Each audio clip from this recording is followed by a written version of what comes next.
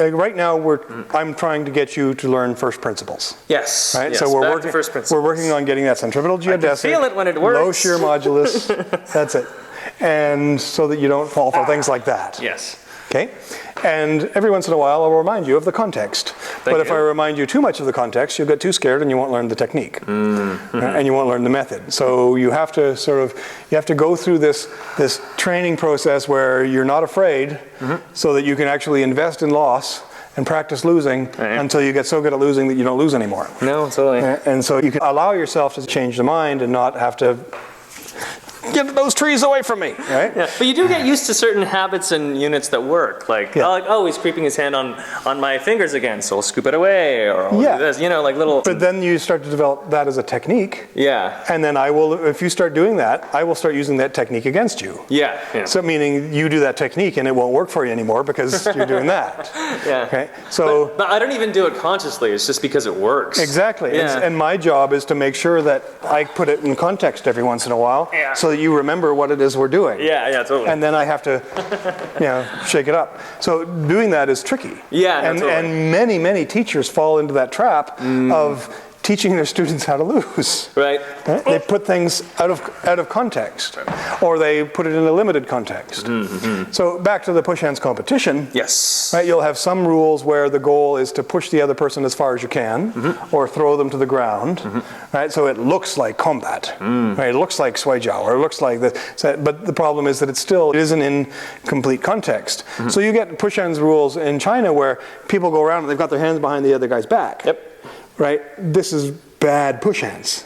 It's like bad from a tactical and strategical point of view. Right, yeah. It's not a great idea because if you are thinking of a comprehensive martial art, this is a great way to get stabbed. You are trying to control when you shouldn't be trying to control, you should be trying to regulate. Right. So putting things in context, and it's good. That's why I like to send my students to a jiu-jitsu club and say, great, now you've got this stand-up stuff. Let's see what happens when you're on the ground. You have to put things back into context every once in a while and go, okay, great, now you come back and you train this skill. Why am I doing this skill? Am I doing this skill so I can push a guy 3 feet? Oh, right. So I can push the guy to the ground, so I can avoid being punched or kicked, so I can avoid joint locks. Right. How's it going to work against a knife? What are the advantages and disadvantages of doing it against somebody who does this? How is this footwork going to work against somebody who likes to skip around, right? Who's going to move, who's going to Taekwondo guy. Do that? Yeah, like you were saying, Mike Tyson's peekaboo stuff. How is it going to work against that? It's probably not, if it's Mike Tyson.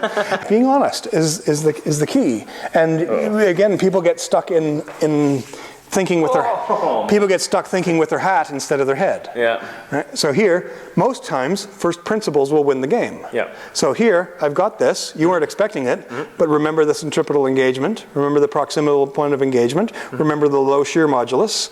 Don't walk into the trees. Yeah. Okay. Just keep pushing forward. Yeah. That's it. Through the trees. So if I'm here, have I got it? Okay. Yeah. Or if I'm here, now you're engaging this, right? But I've got this. Okay. So I don't need that. Now I've got this. Now I've got that. Okay. So where is the context for your fight? Okay. Okay. Those are two things. I stabbed you and punched you.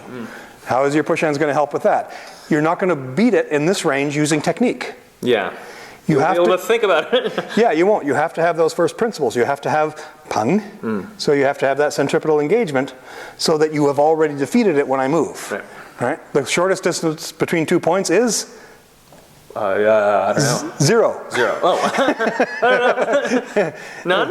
Yeah, exactly. So we say the shortest distance is a straight line. Well, no, the shortest distance is zero. Right. So the key to being faster is to already be there. It's fun teaching this stuff because it sounds so ridiculous.